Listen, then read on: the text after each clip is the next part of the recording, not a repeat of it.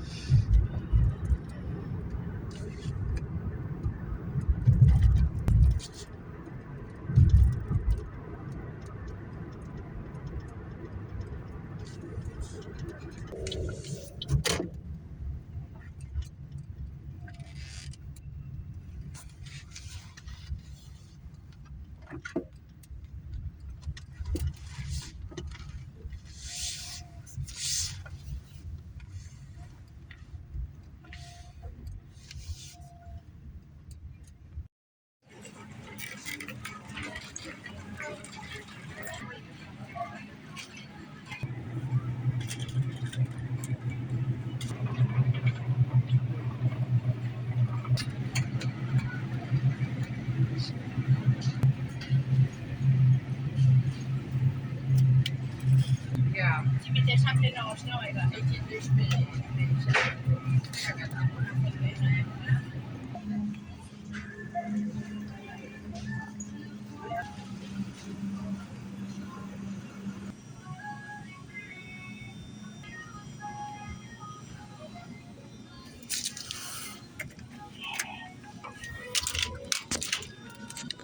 Larry calls everyone, please. Larry calls everyone.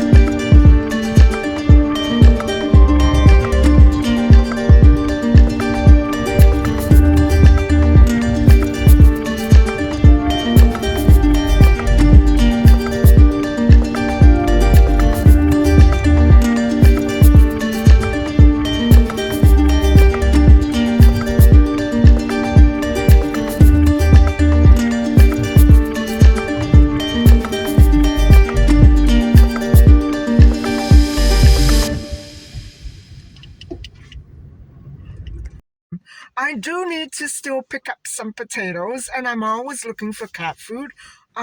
So I'm just going to I'm just going to close off here and continue my drive along, and I'll talk to you later.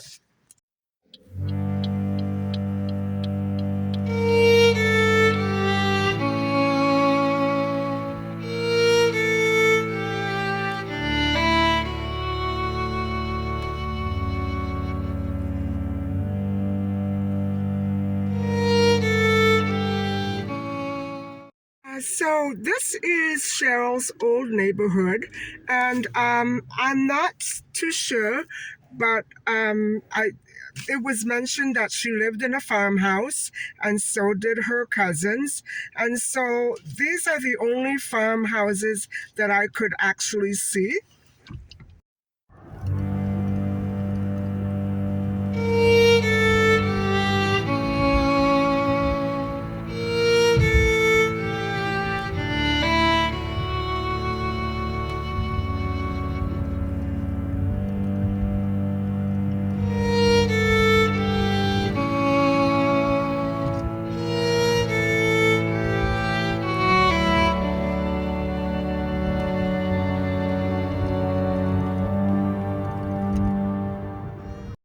And so everybody, I just traced Cheryl's walk. It obviously came from the other side, north of that intersection. So that is some long walk. I just passed the York Hills Academy again, and I just wanted to tell you, it is quite a walk. What was the mom thinking? And darkness was descending. What was that mother thinking? Oh, guys, I don't believe the story. I'm not saying that it's a lie. I have no proof or evidence, but it can't be. Back. So I wanted to let you know, because I think I'm going to forget. And even though I can write it down, I'm driving.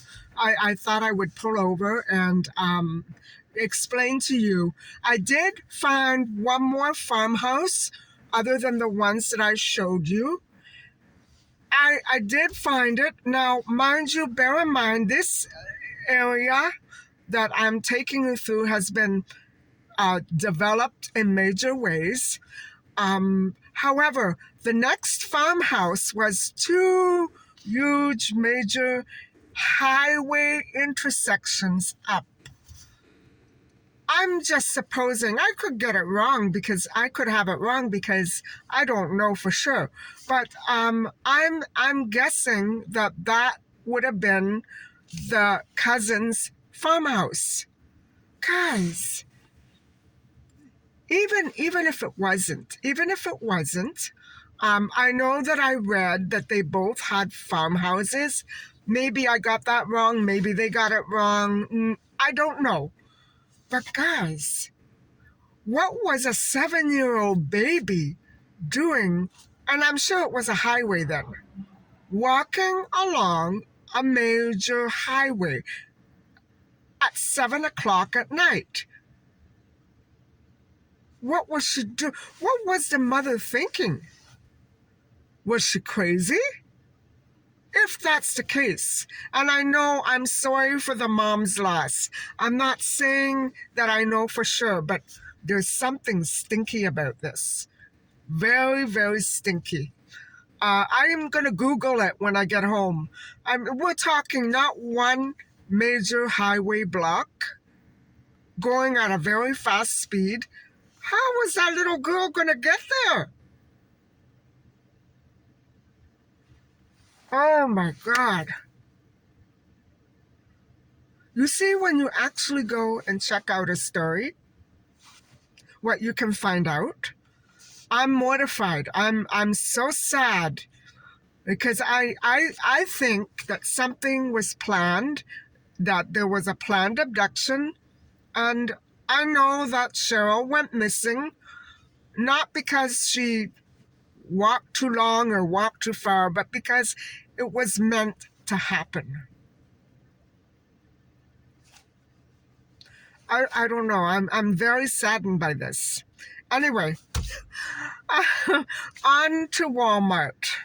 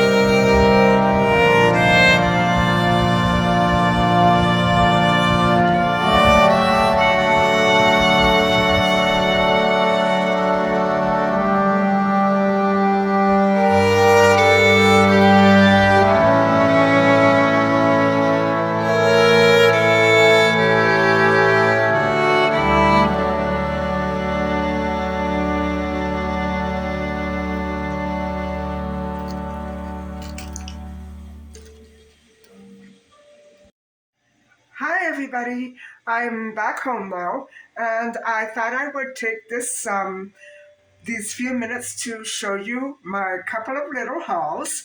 Let me show you what I got today.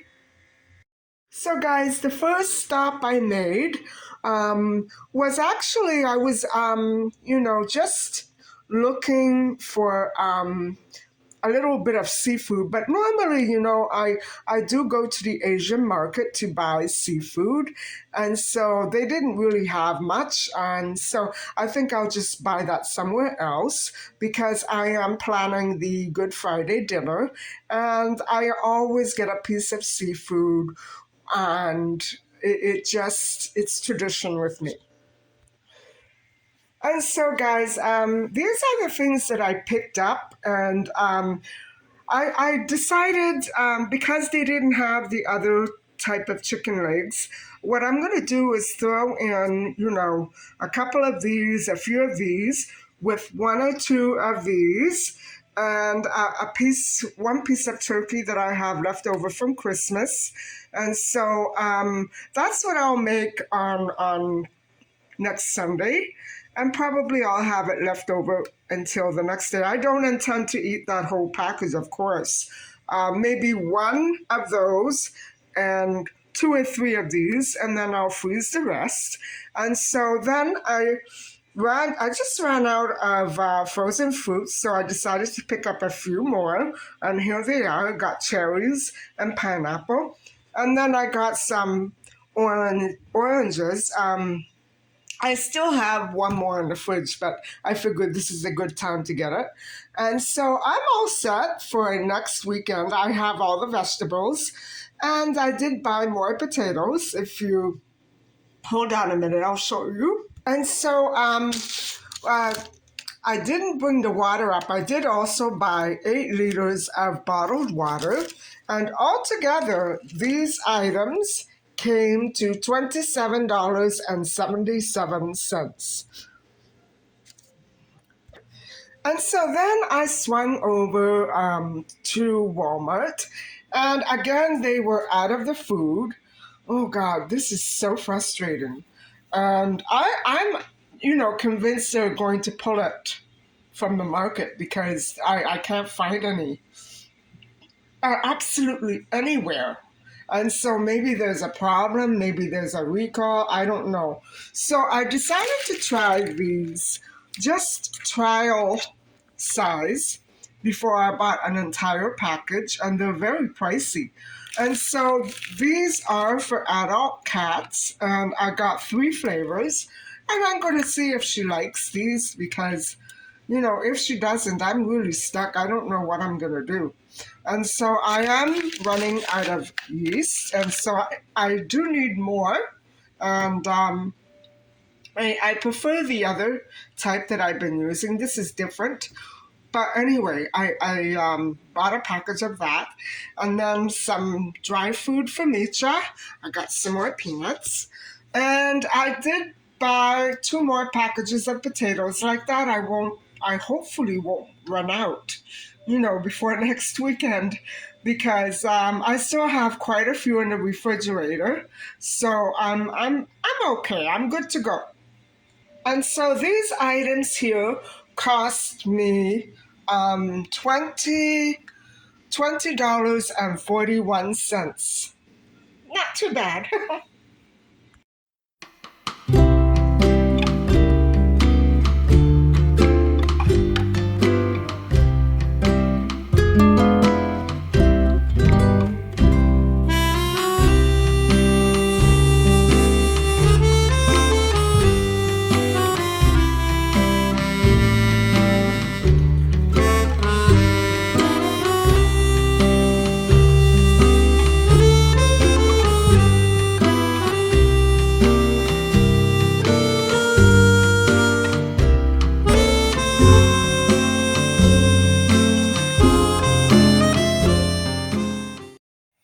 Hi, everybody.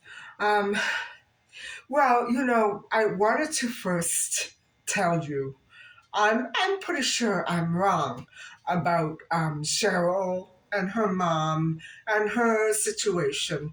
Um, I did a search online and I came up with a few distances. Now, Cheryl's mom said she uh, was to walk for 10 minutes. I think I did the wrong thing to Google from one farm to another because I don't know where either family lived exactly. I do know that 10 minutes is something like 1 mile. So the way that I Googled it, though, I Googled from one intersection down three where I saw the next farm. I, I don't know why I did that, but that walk would have been 5 miles and not and about an hour and a half to 2 hours and not 10 minutes. So I'm pretty sure I have it wrong, and I'm glad I do because I didn't want to think those things of Cheryl's mother. I'm pretty sure it was just a hop, skip, and a jump.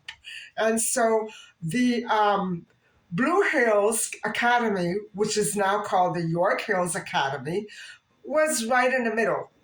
So I can basically essentially figure out where there were homes all along, and a lot of them have been pretty much upgraded. So I have no way really of knowing who lived where in 1974. I do know that the Hansons moved out of the province, and I'm sure that they are beyond themselves. Cheryl did have 2 older brothers who became so overprotected, just like the McCanns with their twins after Maddie went missing. So, guys, there is a big golf course right there on the opposite side to the York Hills Academy. A little further up, I think the thing is, whether or not she walked by it is, not really the point. It's the thing is that sometimes those kinds of institutions do draw people from, everywhere else, all walks of life. And that's all I'm going to say. So I do believe that I really made a mistake today and jumped to conclusions, but I think it's okay. I think we did look at her neighborhood, and I do think she came from that farm that I showed you, but not quite as far up as I had earlier anticipated. So anyway, okay. Now let's move on to the next missing child. So, guys, this next case it's a big deal because it deals again with transportation. And so the thing is that this case occurred in 1972, the same year that Yvonne LaRue was and when her life ended. So the same year, guys. And the young thing is, Ingrid Bauer was never ever found. Now, Ingrid Bauer was a 14-year-old, beautiful blonde, long haired girl. And in August of 1972, she had just been returning to her Kleinburg, Ontario home with her dad, Oscar, from their Thornberry cottage, in August 1972. And so that day, on the 16th, Ingrid would journey to her 14-year-old sweetheart Larry's Woodbridge home, 6 kilometers or 5 miles away. And so she'd have been back by 10:30. And so she left at 9:30. Wow, that's pretty late because in a minute you'll understand why, but I remember these times. I don't remember ever doing this. I was too intimidated. But I remember my first boyfriend used to do this to come and see me because he lived out of town and there were no buses. So, guys, every day. And so she left at 9:30, and I'm sure must have been so excited to see her boyfriend again. And so that night, the last person to see her alive was her older big brother, Brent, who is now a Woodbridge paralegal. And so Brent saw Ingrid wait on Islington Avenue for a ride south as he ran to the store to grab milk and cigarettes. That was the life, guys. That I remember doing. I've shown you my old neighborhood, and it was just a 2-minute walk anyway. So Brent tells us that it was very, very different then, as I remember it. No public transit outside of the city, and their home cars were reserved for very dire emergencies and not for socializing. Now, in my home, no, that was never true. But I didn't start driving until I was about 22. So, you know, um, Ingrid was 14. Anyway, Kleinburg was a small village in 1972, and it was just west of Woodbridge. So Woodbridge and Kleinburg, the two homes of the friends, were close enough. They were 5 miles apart. Um, but there was no public transit. There wasn't a way. She went through exactly what I went through. And so I shouldn't laugh. It was not unusual for local people to thumb rides everywhere with passing motorists, people they knew. It was normal to walk miles and miles and not ever encounter any traffic or any vehicles, or on the other hand, have several vehicles pass and not ever get picked up by any. And so I could never do that, guys. I like walking. Um, Parents would pick them up because their children also needed lifts. So it was a give and take situation in that community there. And so Brent says that the unwritten rules involving hitchhiking were you don't go if the person is weird or if there are too many people in the vehicle. Well, I'm sure that those rules, as Ingrid's case has shown us, are long overdue for a rewrite. So, anyway, um, let me get a drink of water. Guys, I was up so early this morning, and all your relaxation channels. They put me right to sleep. Now it's just after 9, and I think I'm just going to upload the video that I have for you tonight. And I'm not editing this one. I'm going straight to sleep. And so all my poor subscribers will have to wait until I visit your channels tomorrow because I just can't do it. I sprang out of bed and jumped out of the door before even having coffee. And so I am quite tired. Even though I have had coffee since then, it doesn't feel like I've had any at all. Anyway, let's get back to the story. And so, as Brent was telling us, he did see his sister at 9:30 p.m. as she was leaving, and he was going to the store.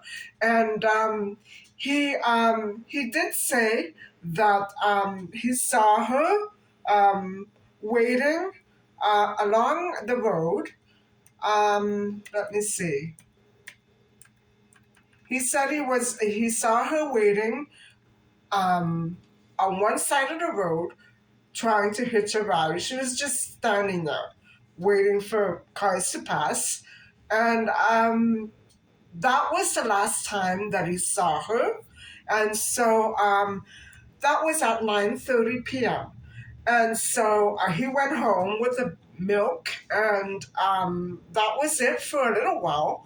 And one more sighting of Ingrid occurred after Brent's. And a guy named Terry Bell saw Ingrid walking south on the west side of Islington Avenue, which is close to Woodbridge. It was about 9:45 p.m. And she was, at that time, hitching a ride near Pennon Road. And so it was just before 10 p.m. And what happened, guys, was that I don't think that Ingrid, it was supposed to be a surprise visit. Larry didn't know that she was on her way. And he called the house wanting to talk to her. And so I don't know what time it was when Larry called. And I'm not suspicious of that call either. So Oscar and Brent, Oscar, the girl's father, and Brent, her brother, immediately went outdoors and began to search. And that would have taken some doing because it was a 20 square mile area. It was a big estate. And so they were very worried that something had actually happened and there was something very wrong. And they were not wrong. So what happened, guys, is that a little later on, I think maybe what happened after after Larry called the house and found out that she had been on her way to meet him, and it wouldn't have taken that long. It was a 5 mile. It would have taken about 5 minutes by car. So she was right in waiting that late. You know, it would have only taken about 5 or 6 minutes to go 5 miles, right? But she never made it, guys. She never got that ride that she was hoping for. And if she did, he didn't take her to Larry's house. So what happened is that Larry left the house and started looking along the way. Now, I don't know how he would have done that. Most likely he would have walked or had his parents drive him. I'm not sure. Those details, unfortunately, are not clear. And those are the details that really make a story and a memory, come alive. And unfortunately, those details are just not there. I could pick up the phone and call Brent. I know where he works, but anyway, he must be, devastated of the loss of his little sister, whom he hasn't seen in years, and I would never think to bother him. I hope and I pray that she does, um, provide us with some answer in some way, wherever and however she is. But anyway, um, in the meantime, they found out that Kleinberg residents heard screams near Islington Avenue and Sevilla Drive around 10 p.m., which would have been um, 15 minutes after she was picked up. And by then, guys, she would have realized that he wasn't going to take her to Larry's because it doesn't take that long to get there. And so, even though we're talking about two different townships, um, just like um, the little girl, Cheryl, she would have had to have walked 3 or 4 townships, just a matter of a few minutes. 2 hours, an hour and a half, but it wasn't that far, guys. But the initial distance that I had been trying to calculate would have been 5 miles. And so it takes about 6 minutes to drive 5 miles. It takes about an hour and a half to 2 hours to walk it. I remember doing it in 74 minutes, 5 miles, 6 miles, easy, but not for a little girl. And nightfall would have come at about 5 to 9 that day, May the 31st. And so she would have had plenty of time, Cheryl, to walk 1 mile. Something obviously went very wrong. And so in this case as well, what happened, guys, is that they heard those screams and they reported it. And they told the police also that they had seen a pickup truck in that area where they heard the screams. And but even after investigators went there to search, nothing was found. Nobody was there, of course. No evidence of anything. No evidence of an abduction. They were looking. Brent said that within an hour, a massive search was launched. But neither Ingrid or any of her belongings were ever found. And so nothing was ever found about where she went, what happened to her, who took her, where she ended up. Nothing. She completely vanished. And my idea is that she, she was trafficked halfway across the world. She may not be passed away. She may be trafficked. The same thing with Cheryl. We haven't found their bodies.